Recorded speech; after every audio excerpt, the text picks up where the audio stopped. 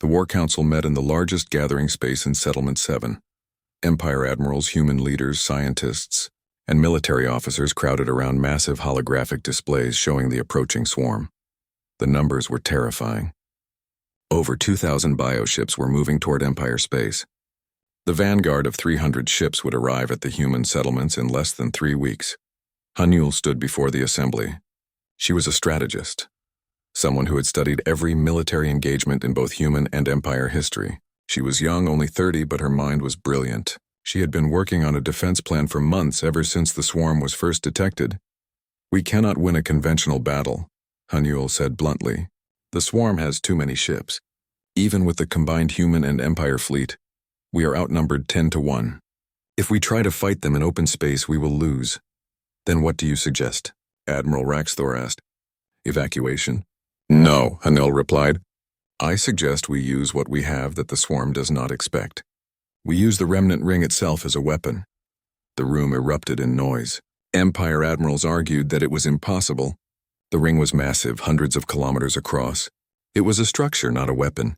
It could not be used for combat. Daehyun raised his hand for silence. "Explain your plan, Hanul." She activated a new display. "The ring has 18 fusion reactors powering the settlements. We have been running them at 30% capacity, because that is all we need for daily life. But they were originally designed to power a colony ship capable of faster-than-light travel. If we connect them together and redirect all their power through Yunji's gravity manipulation technology, we can create a massive gravity pulse." Yunji stepped forward, her eyes bright with excitement. "The pulse would not destroy the swarm ships directly, but it would pull them off course, disrupt their formations, and damage their navigation systems. It would create chaos in their fleet. Then, while they are trying to regroup, the combined human Empire fleet can strike." The Empire's chief engineer studied the calculations. After a long moment, he looked up. "This is insane. The amount of power required, the coordination needed, the risk of the ring itself being destroyed. But yes, theoretically, it could work. How long do you need?" Raxthor asked. 6 weeks, Yunji said. "Maybe 7. The vanguard arrives in 3 weeks. Then we need to delay them," Hanul said. She looked at Minji. "Can you do it?" Minji commanded a small fleet now, his ship and 6 others, crewed by a mix of humans and Empire species. They were fast, maneuverable, and expendable. His job would be to slow down the vanguard to buy time for the ring's transformation. "We can do it," Minji said quietly. "We will do it." The next 3 weeks were chaos. Engineers worked around the clock connecting the fusion reactors, building massive conduits to channel the power, installing Yunji's gravity technology on a scale never attempted before. Every person in every settlement contributed. Jiwoo coordinated the scientific teams. Borum organized the defense forces. Jihoon made sure everyone was fed. Sora kept the children calm and safe. Meanwhile, Minji led his small fleet into deep space. They found the swarm vanguard exactly where predicted. 300 bioships, each one grotesque and organic, covered in strange growths and pulsing with unnatural life. The battle began. Minji's tactics were unconventional. He did not try to destroy the swarm ships. He just tried to slow them down. His fleet would attack, draw the swarm ships in pursuit, then retreat. They used asteroids for cover. They set traps with mines. They created false sensor readings to confuse the enemy. Hyejin flew alongside Minjae, her small fighter dancing through space. She was scared. More scared than she had ever been, but she did not let it stop her. Every hour they delayed the swarm was another hour for the settlements to prepare.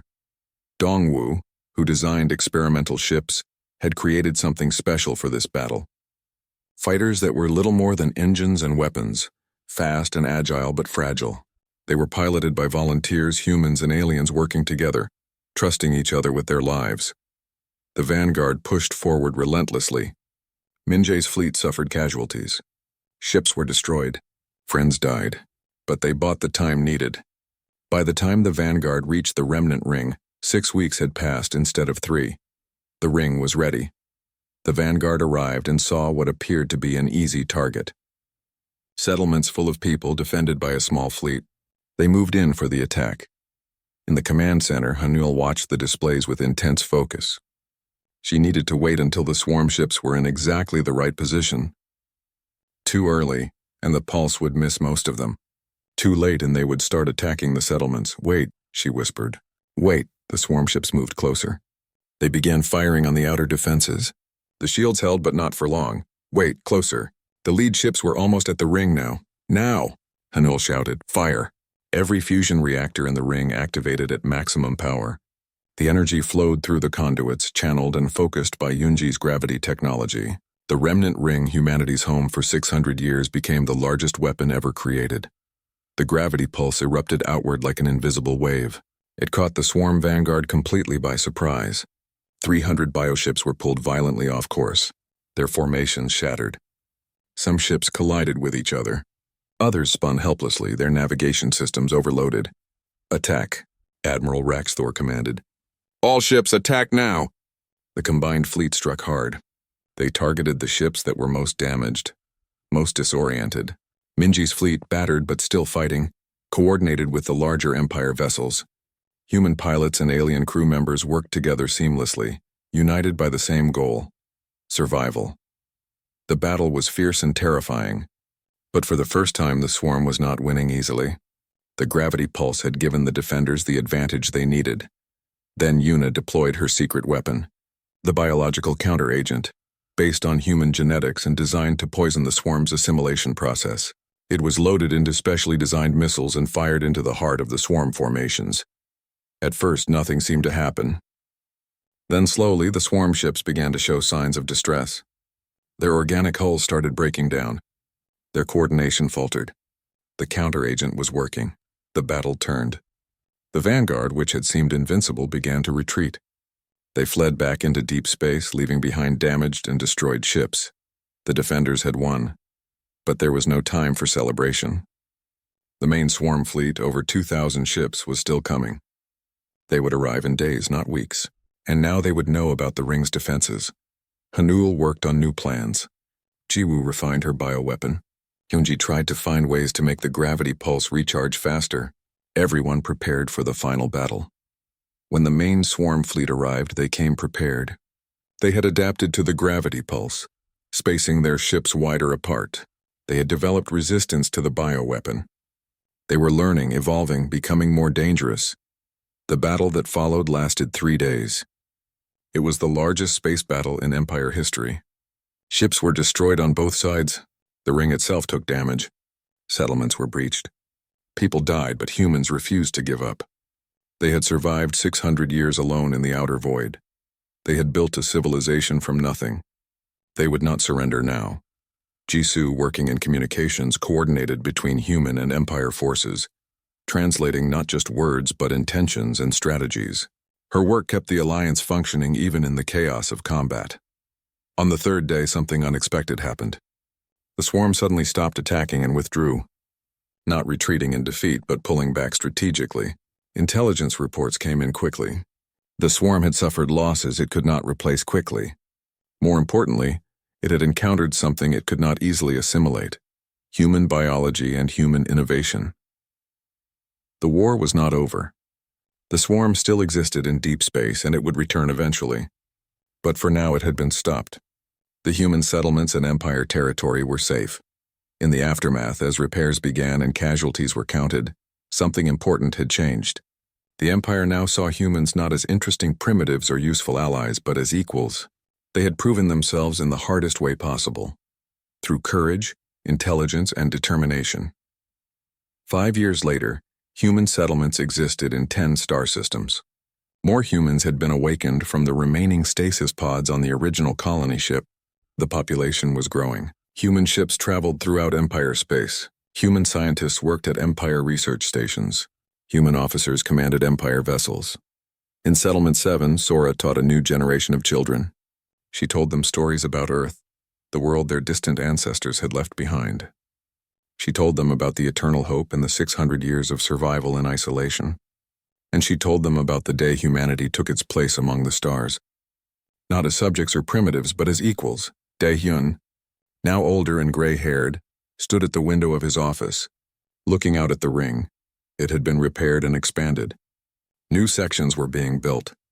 The fusion reactors hummed with steady power. Hyejin came to see him, bringing her young daughter Isul. The girl was only 5, born after the war, into a universe where humans were part of a larger community. 6 months after the alliance was signed, life had changed dramatically for humans. 50 young people, including Hyejin, had traveled to Empire military academies to train. Technology exchange programs brought Empire engineers to human settlements and sent human scientists to Empire research stations. Trade routes were established. For the first time in 600 years, humans were not alone. But not everyone was happy about the changes. Nari stood in the central plaza of Settlement 7, speaking to a crowd of concerned citizens. She was a philosopher and teacher, someone who spent her time thinking about the meaning of human existence and identity. "We are losing ourselves," she said passionately. 600 years our ancestors survived here. They kept human culture alive. They preserved our languages, our arts, our ways of thinking. Now in just 6 months we are abandoning all of that to become copies of the Empire species. "We are not abandoning anything," Daehyun said, stepping forward to address the crowd. "We are adding to what we have. Learning from others does not mean forgetting who we are, does it not?" Nari challenged. "Our children now study Empire history instead of Earth history. Our engineers build with Empire materials instead of our own designs. How long before we forget where we came from?" The debate continued for hours. It was a debate that was happening in all 13 settlements. Some humans believed the alliance was the best thing that had ever happened to them. Others feared they were trading their identity for convenience. Meanwhile, at the Empire Military Academy on the distant world of Thalos Prime, Minjae was proving something important. He stood in front of his class presenting his tactical analysis of a famous Empire battle. The other students, all from different alien species, listened with varying degrees of attention. The instructor, a veteran commander with scales and 3 arms, studied Minjae's presentation carefully. "Your analysis suggests the Empire forces made a critical error in their formation. Are you saying our greatest military minds were wrong?" "With respect, sir, yes," Minjae said calmly. "They relied on standard doctrine when the enemy was clearly using non-standard tactics. If they had adapted their formation like this," he showed a new diagram, "they would have won with 30% fewer casualties." The classroom erupted in argument. Some students were offended that a human, from a species that had no space military experience, would criticize Empire tactics. Others were intrigued by Minjae's logic. The instructor silenced them all. "Minjae is correct. His analysis is sound. This is an important lesson. Intelligence and tactical thinking are not limited by species or experience. They are universal qualities." Dismissed. After class, several students approached Minjae. Some wanted to study with him. Others wanted to challenge him to tactical simulations. Minjae accepted both. He was here to learn, but also to prove that humans belonged in the Empire as equals. Back at the settlements, Kyung-soo was conducting his own research. He was a xenoanthropologist, someone who studied alien cultures. He traveled to different Empire worlds, observing and learning. What he discovered was both fascinating and concerning. The Empire was not as unified as it appeared. The 7 founding species held most of the power. Newer species, even those who had been members for centuries, were treated as junior partners. There was a clear hierarchy, and movement up that hierarchy was slow and difficult. Kyung-soo shared his findings with the council. "We need to be careful," he warned. "The Empire talks about equality, but the reality is more complicated. If we are not strategic, we will end up at the bottom of the hierarchy for generations." Before the council could fully discuss this, urgent news arrived. A joint human-Empire exploration team had discovered something terrible. They had been investigating a derelict station on the frontier, near the edge of Empire space. What they found was devastation. The station had been completely destroyed. Not by weapons, but by something biological. The walls were covered in strange organic growth. The bodies they found had been partially absorbed into this growth. Analysis showed that the station had been attacked by the Kreshvar swarm. Jiwoo studied the samples they brought back, working closely with Empire biologists. What she discovered made her blood run cold. "This is not just a weapon," she explained to the assembled council and Empire representatives. "The swarm is biological, yes, but it is also intelligent. It attacks other species and absorbs their genetic material. It learns from every species it consumes and adapts. The more species it absorbs, the more dangerous it becomes." Admiral Raxthor looked grim. "The swarm has been a threat for decades. It appears in frontier sectors, destroys everything, and then disappears. We have never been able to stop it or even slow it down significantly. Every defense we create, it eventually overcomes. Why? Una asked. She had been studying the medical data from swarm attacks. Why does it attack? What does it want? We do not know, Raxthor admitted. It does not communicate. It does not negotiate. It simply consumes. Daehyun studied the star maps. The swarm's last known position was 3 star systems away from the human settlements. If it continued on its current path, it would reach the remnant ring within a year. Then we need to prepare, Borum said. We need better weapons, stronger defenses. We need more than that, Jiwoo said quietly. We need to understand it. If the swarm absorbs genetic material from other species, then it must have a biological weakness. Everything biological has weaknesses. Empire scientists were skeptical, but Jiwoo was persistent. She spent weeks analyzing the samples, running tests, comparing swarm genetics to Empire species genetics. Then she made a breakthrough. The swarm has never encountered human genetics, she explained excitedly. Every species it has absorbed is from this region of space. They all share certain genetic similarities because they all evolved under similar conditions. But humans evolved on Earth in a completely different part of the galaxy. Our genetics are fundamentally different. What does that mean? Daehyun asked. It means the swarm might not be able to absorb us as easily as it absorbs other species. Our genetic diversity might be a defense. Una expanded on this idea. If we can create a counteragent based on human DNA, something the swarm has never encountered before, we might be able to slow down its assimilation process. We might even be able to poison it. The Empire scientists were amazed. They had been fighting the swarm for decades and never considered this approach. They had been focused on weapons and shields. The humans were thinking about biology and genetics. Yoonji, meanwhile, was working with Empire engineers on a different problem. Her gravity manipulation technology had potential military applications. If they could scale it up, they could create defensive fields that would disrupt swarm ship movements. The Empire engineers were brilliant, and they had resources humans could never have imagined. But Yoonji's creativity and willingness to try unconventional approaches led to breakthroughs that surprised everyone. Then came the sabotage. Someone, it was never clear exactly who, tried to destroy the gravity manipulation research facility. The attack was stopped by Borum's security forces, who had been quietly maintaining surveillance. Several Empire citizens were arrested. They confessed to being part of a faction that believed human technology should be seized by force, not negotiated for. Admiral Raxthor personally came to Settlement 7 to apologize. These individuals do not represent the Empire, he said formally. They have been arrested and will be prosecuted under Empire law. The Empire Council has issued a formal decree. Any attack on human settlements or theft of human technology will be treated as a crime against the Empire itself. It was an important moment. The Empire was publicly declaring that humans were under its protection and that their rights would be enforced. The hardliners had been defeated, at least for now. As the months passed, cooperation between humans and the Empire grew stronger. Yoonji and the Empire engineers completed the prototype gravity shield. It worked better than anyone had predicted. Jiwoo and Una developed the first version of their anti-swarm biological agent. Testing would take time, but the results were promising. Minjae graduated at the top of his class and was commissioned as an officer in the Empire fleet. He was assigned to command a small ship with a mixed crew of humans and aliens. It was the first time a human had commanded an Empire vessel. Hyejin completed her training and returned home, bringing with her new skills and knowledge. But she also brought something else, confidence. She had competed with the best pilots from dozens of species and proven that humans could match them. The alliance was working.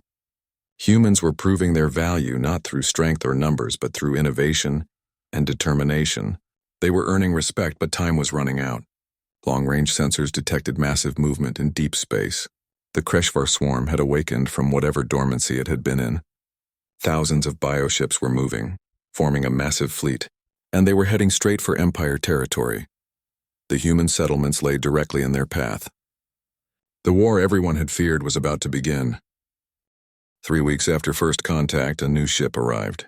This one was even larger than the Admiral's flagship, and it carried diplomats, scientists, and trade representatives from the Valthrine Empire. They came with detailed proposals, contracts, and promises. The Human Council spent long days listening to presentations. The Empire offered advanced medical technology that could extend human lifespans by decades. They offered faster-than-light travel technology that would let humans explore the galaxy. They offered weapons to defend against threats, computers that could process information 1,000 times faster than human systems, and materials that were stronger and lighter than anything humans had ever created. In return, the Empire wanted access to human biotechnology. They wanted the gene modification techniques that Jiwoo and her team had developed. They wanted the low-light crops that Jihoon grew. They wanted the radiation resistance modifications that Yuna used in medical treatments. And they wanted the human settlements to become official Empire territory. Taewon led the human negotiation team. He was a trader by training, someone who had spent years managing resource exchanges between the 13 settlements. He understood value and leverage.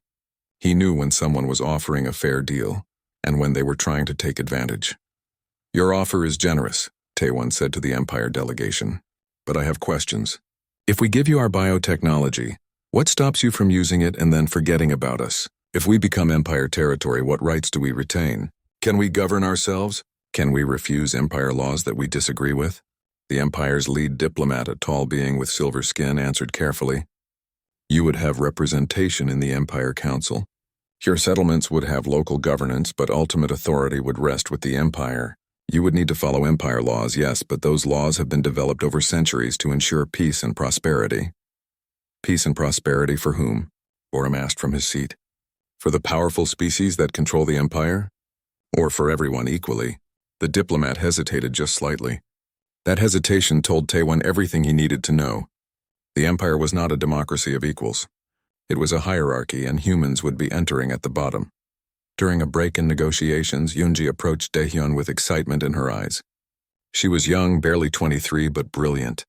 She worked in the experimental engineering section where the craziest ideas were tested. "I need to show you something," she said.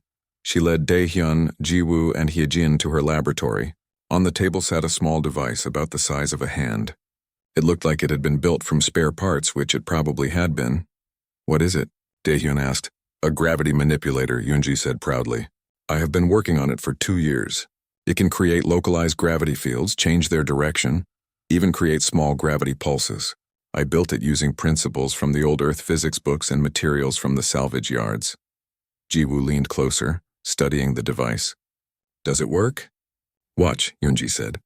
She activated the device. A small metal ball on the table suddenly lifted into the air, floating. Then it moved sideways, then up, then in a circle.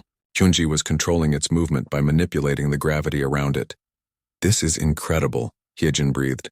"Do the Empire people know about this?" "No," Yoonji said. "I have not told anyone outside our settlement. But if they want our technology, maybe we should show them what else we can do." Daehyun smiled slowly. "Yes, I think we should." The next day, Yoonji presented her gravity manipulator to the Empire scientists. The room fell completely silent as they watched the demonstration. Finally, one of them spoke, his voice shaking slightly. "How did you develop this?" "We have been researching gravity manipulation for decades. Our best scientists have tried and failed to create anything like this." "I read old books," Yoonji said simply. "Books from Earth, written hundreds of years ago. I found theories that your Empire never explored. I tested them. Most failed. This one worked." The Empire scientists immediately began asking technical questions. Yoonji answered some and politely declined to answer others. Taewon watched with satisfaction. The negotiating position had just changed dramatically. That evening, Admiral Raxthor met privately with Daehyun. The Admiral looked troubled. "Your people continue to surprise us," Raxthor said. "Every time we think we understand your capabilities, you reveal something new. This gravity technology could revolutionize Empire propulsion systems, defense grids, and manufacturing processes." "Then it is valuable," Daehyun replied. "Very valuable. Valuable enough that some in the Empire will want to take it by force rather than negotiate for it." Daehyun felt his blood go cold. "Is that a threat?" "It is a warning," Raxthor said seriously. "I am not your enemy, Daehyun. I respect what your people have achieved, but I am not the only voice in the Empire. There are those who believe that primitive species should be grateful for whatever the Empire chooses to give them. They will not like that you are negotiating as equals. What do you suggest?" Make the alliance, Raxthor said. But make it strong. Make it official. Once you are formally allied with the Empire, the laws protect you. No one can attack you or take your technology by force. But if you remain independent and isolated, you are vulnerable. Before Daehyun could respond, alarms began blaring throughout the settlement. Borum's voice came over the communication system. We are under attack. Unknown ships, not Empire vessels. They are targeting our defense grid. Everyone rushed to the command center. On the screens, they could see 3 ships firing weapons at the settlement's outer defenses. They were smaller than the Empire ships, but still dangerous. Who are they? Daehyun demanded. Pirates, Raxthor said grimly. They must have followed our ships here. They know you have valuable technology and they think you are easy targets. Borum was already coordinating the defense. The old weapons from the colony ship powered up and returned fire. Human pilots, including Hyejin, launched in their small patrol craft. The battle was chaotic and frightening. But then something unexpected happened. The human defenders started winning. Their ships were smaller and slower than the pirate vessels, but they moved unpredictably. They used the ring structure itself for cover, popping out to fire and then disappearing behind massive metal sections. Their weapons were old but well-maintained, and their aim was excellent. Borum had been preparing for this possibility for decades. Every pilot had trained for combat. Every weapon system had been tested and retested. The pirates had expected easy prey. Instead, they found organized resistance. One pirate ship took heavy damage and retreated. The other 2 tried to press the attack, but Hyejin led a group of fighters in a coordinated strike that disabled the second ship's engines. The third ship fled. The Empire ships had not fired a single shot. They had simply watched as humans defended themselves. In the aftermath, as everyone caught their breath, Admiral Raxthor approached Daehyun again. You do not need us to protect you, the Admiral said quietly. You can protect yourselves. We have always protected ourselves, Daehyun replied. But that does not mean we do not want allies. Over the next week, negotiations changed. The Empire representatives stopped treating humans like primitives who needed to be rescued. Instead, they negotiated like they would with any other powerful species. Taewon drove hard bargains. Humans would share their biotechnology and gravity research, but slowly and in exchange for specific Empire technologies. Humans would ally with the Empire, but they would retain self-governance. They would follow Empire laws only when those laws did not conflict with human rights and freedoms. It was not perfect. Both sides had to compromise. But it was fair. The alliance was signed in a formal ceremony. Humans were now officially part of the Valthrine Empire, but as independent members, not as subjects. They had gained protection, trade access, and new technology. The Empire had gained valuable innovations and a new ally. Sora, who taught the children in Settlement 7, watched the ceremony and smiled. She would have new stories to tell her students. Stories about how humans had survived alone, and then how they had joined a larger community without losing themselves. But the celebration was brief, because that same day, sensors detected something far away in space. Something massive. Something moving toward Empire territory with hostile intent. The Kreshvar swarm had been awakened, and war was coming. The message came at dawn, if dawn could exist in space. It was transmitted on multiple frequencies in multiple languages until the human computers finally decoded it. The message was simple: we come in peace. We wish to meet with your leaders. We are the Valthrine Empire. Sunwoo read the message 3 times before calling the emergency council. He was the diplomatic liaison, a position that had been mostly ceremonial for 600 years.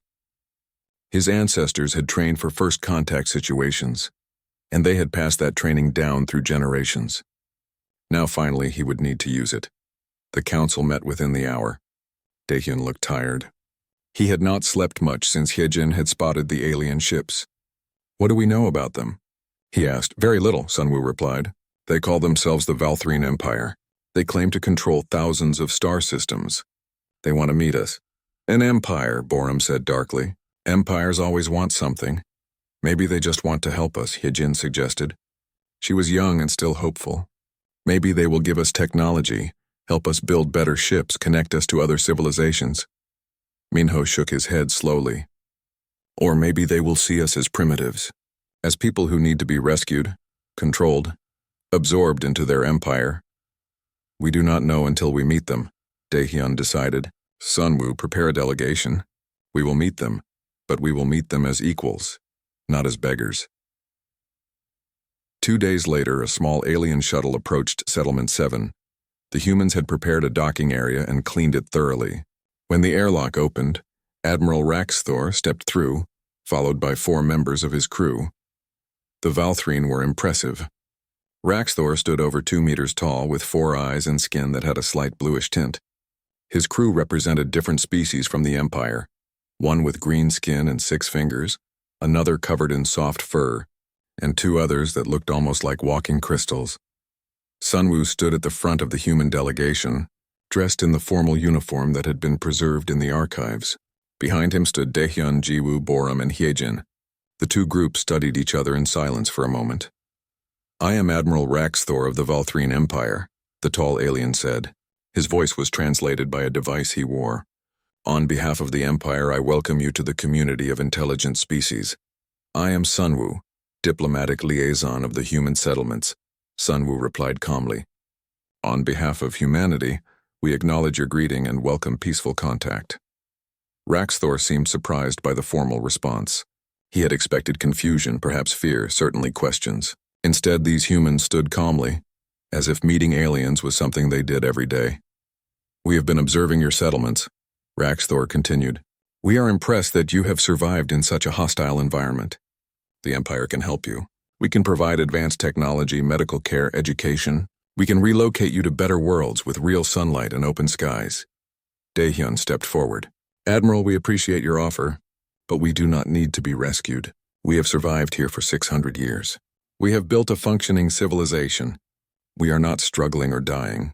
We are living." The Admiral's 4 eyes blinked in confusion. "But your technology is centuries behind Empire standards. Your living conditions are harsh. Your resources are limited."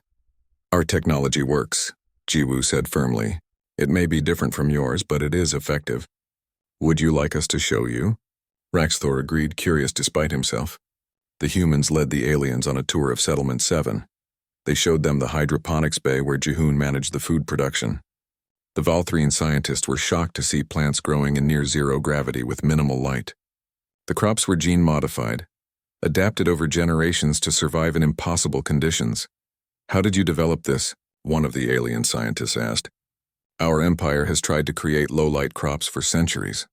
We have never succeeded." "We did not have a choice," Jiwoo explained.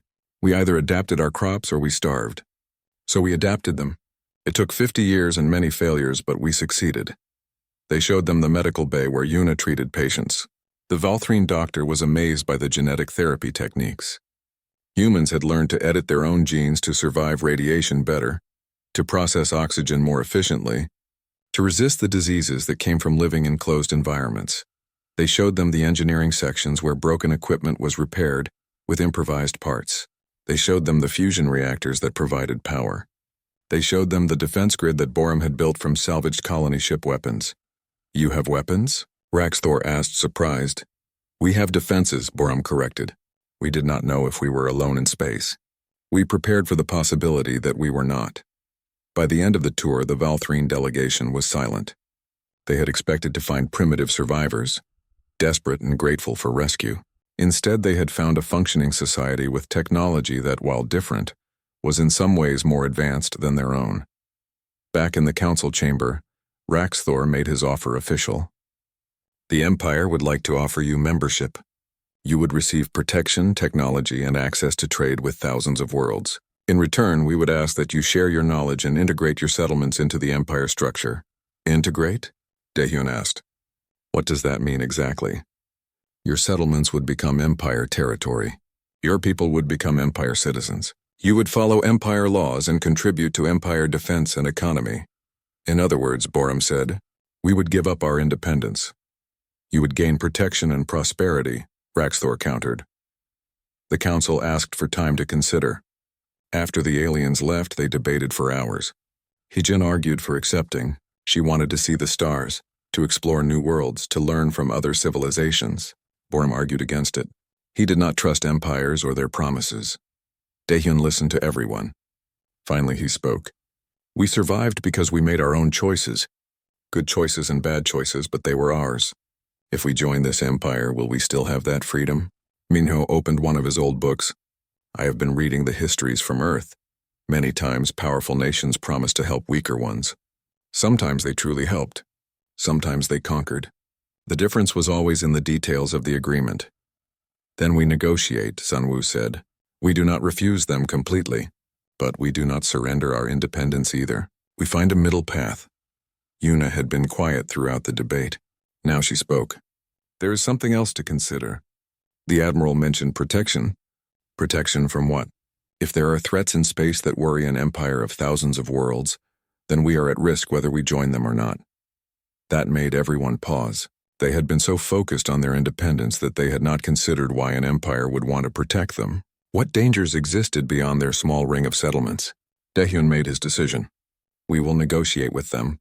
We will learn what we can, but we will not give up what our ancestors built.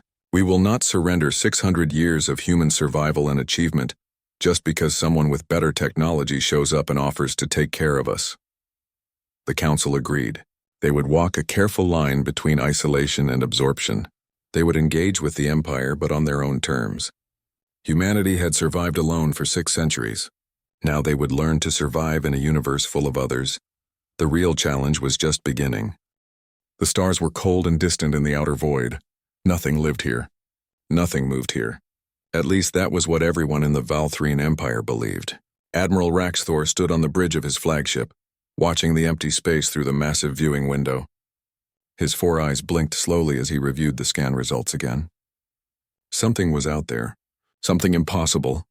Admiral, the energy signature is getting stronger, his science officer reported. The creature's green skin glowed softly in the dim light of the bridge. It appears to be coming from a structure. A very large structure. Raxthor felt his spine ridges rise with interest. The outer void had been explored 300 years ago. Every survey said the same thing. Dead space, no resources, no life, nothing worth claiming. Yet here they were, detecting power readings that suggested an active civilization. Take us closer, slowly. Enable all stealth systems, Raxthor commanded. The fleet of 7 ships moved forward, like silent shadows. They traveled for 2 days before they saw it. Even Raxthor, who had seen many wonders in his long career, felt genuine shock. A massive ring structure orbited a dying red star. The ring was enormous, perhaps 200 kilometers in diameter. It was built from metal, composite materials, and what looked like sections of an ancient spacecraft. Scan for life signs, Raxthor ordered. The science officer worked quickly, her 6 fingers dancing across the control panel. After a moment, she looked up with confusion clear on her face. Admiral, I am detecting approximately 180,000 life forms. They are concentrated in 13 different settlements along the ring structure. What species? That is the strange part, sir. The biological markers do not match any species in our database. They appear to be bipedal carbon-based mammalian, height approximately 1.7 meters on average. Internal skeleton structure, single heart, 2 lungs. Raxthor accessed the Imperial database himself. He searched through records of every known intelligent species in the Empire's territory. Nothing matched. A completely unknown species? Living in the outer void? How is this possible? For 3 weeks, the Valthrine fleet watched the ring from a safe distance. They observed everything. The humans, as they called themselves according to intercepted communications, had a functioning society. They grew food in massive greenhouse sections. They generated power using fusion reactors that were crude by Empire standards but remarkably efficient. They had families, schools, government structures, and even entertainment. What amazed the Valthrine observers most was the technology. These humans used materials and methods that the Empire had abandoned centuries ago. Yet somehow they made it all work. Their engineers could repair almost anything with limited resources. Their doctors treated injuries and illnesses with a combination of medicine and genetic therapy that was surprisingly advanced. Their farmers grew crops in conditions that should have been impossible. Daehyun walked through Settlement 7, his settlement, checking on the day's work. He was a tall man with dark hair and sharp eyes that missed nothing. As the settlement leader, he had responsibilities to everyone who lived here. He stopped at the engineering bay where Jiwoo was working on a water recycling unit. "How is it looking?" Daehyun asked. Jiwoo wiped her hands on a cloth and smiled. She was shorter than Daehyun, with her hair tied back in a practical style. It will work for another 5 years at least. I modified the filtration system using some of the algae variants I have been developing. They eat the contaminants and actually improve the water quality. You are a genius, Daehyun said with genuine admiration. I am a scientist who refuses to give up, Jiwoo replied. There is a difference. Nearby, young Hyejin was preparing her patrol craft for a routine check of the outer ring sections. At 25, she was one of the youngest pilots, but also one of the best. She loved flying through the empty spaces around the ring, feeling the freedom of movement in the endless dark. Today felt different, though. As Hyejin guided her small craft along the ring's outer edge, her instruments began showing strange readings. Energy signatures that did not match any human technology. She slowed down and enhanced her sensors. Then she saw them. 7 massive ships, each one larger than her entire settlement. They were partially invisible, using some kind of stealth technology. But her instruments could still detect them. They were just sitting there watching. Hyejin felt her heart race. She had studied the old records, the histories that Minho kept in the archives. Humans had been alone for 600 years. The colony ship Eternal Hope had been lost, thrown through a wormhole to this distant part of space. Everyone had assumed they would die here. Instead, they had survived. They had built these settlements. They had created a home. Now someone else had found them. She turned her craft around and flew back as fast as she safely could. Within an hour, she was in the council chamber, standing before Daehyun, Jiwoo, Minho, and Borum. The council chamber was a simple room with a long table and chairs. Maps of the ring covered the walls. I saw them, Hyejin said, her voice steady despite her racing heart. 7 ships. Very large, very advanced. They have been watching us. Borum leaned forward. He was an older man, his hair gray, his face marked with scars from the early days of settlement construction. He had been military once, back when the colony ship still had a military. Are you certain they are not human ships? I am certain. The technology is completely different from anything we have. Minho, the eldest among them, spoke quietly. He spent his days in the archives, preserving the history and knowledge from Earth. Then the day we always knew might come has arrived. We are no longer alone. Daehyun stood and walked to the window. He could see the ring stretching away in both directions, a testament to human determination and ingenuity. They had built this. They had survived when survival seemed impossible. Now strangers had come to their home. We need to prepare, Daehyun said. Borum, check all defense systems. I know they are old, but make sure they work. Jiwoo, I need you to secure all our research data. Hyejin, keep monitoring those ships, but do not get close. Minho, find everything in the archives about first contact protocols. Our ancestors must have left us something. The council members nodded and left to do their work. Daehyun remained at the window, staring at the stars. Somewhere out there, strangers were watching his people. Were they friendly? Were they dangerous? Would they see humans as primitives to be rescued, or as threats to be eliminated? He did not know. But he knew one thing with absolute certainty. Humans had survived in this impossible place for 600 years. They had turned a broken colony ship into a thriving civilization. They had created technology and solutions that worked even when logic said they should not. They had refused to give up, refused to die, refused to surrender to the cold void. Whatever came next, humans would face it the same way they had faced everything else, with intelligence, determination, and the absolute refusal to accept defeat. On the bridge of his flagship, Admiral Raxthor made his decision. They had watched long enough. It was time to make contact with these impossible humans and discover how they had survived where no species should have been able to live. The waiting was over. First contact would begin tomorrow.